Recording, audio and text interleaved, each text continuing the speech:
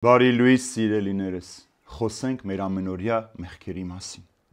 Վայ նրանց, որոնք Կայենի ճանապարհով ընթացան եւ ըստ Բաղամի մոլորության սայթակեցին վարձի հետևից ընկնելով եւ կորան կորխի պես իրենց ըմբոստության պատճառով։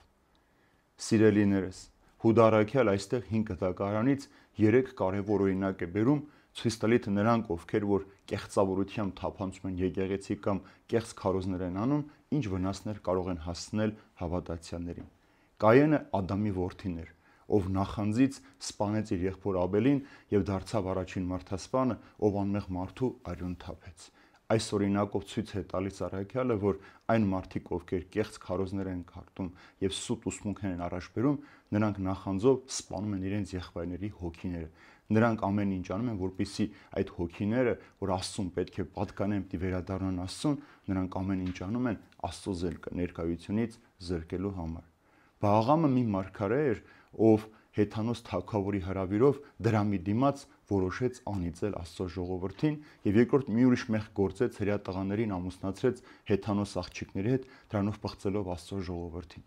Մեր մեջ էլ այսօր բավական շատ մարդիկ կան, ովքեր դրամի դիմաց կարող են անիծել, սուտ խոսել, հայոյել, բամբասել, կեղծ լուրեր տարածել եւ այսպիսով պղծել մարդկանց հոգիները։ Մեզ թվում է, թե մի փոքրիկ սուտ է, ինչ եղավ, բայց սուտը ավեր է գործում։ Սուտը կարող է ամբողջ մարդու կյանքը խորտակել եւ այդ մարդկանց հուսահատության մեջ հասնելով, պղծելով, տանել դեպի կործանում սատանայի գիրկը։ Եվ վերջապես Կորխ եւ իր 250 ընկերները այն մարդիկ են, ովքեր ըմբոստացան Մովսես մարգարեի դեմ եւ մտան տաճար, խնկարկեցին, այդպիսով պղծելով Աստծո տունը։ Սա էլ ցույց է տալիս, որ նրանք, ովքեր որ դուրս են գալիս Քրիստոսի եկեղեցու դեմ, պղծում են այն, նրանք անհիշատակ պիտի կորչեն, որովհետև այդ նույն մարդկանց համար Աստված հրամայեց, երկիրը բացվեց եւ նրանց կուլ տվեց եւ նրանք անհետացան։ Ուրեմն մենք մեր գործերի մեջ շատ զգուշ պիտի լինենք, որ նախանձը, դրամասիրությունը եւ անմիտ ըմբոստությունը Աստծո եկեղեցու իր օծյանների առջև չպետք է ամեն ինչ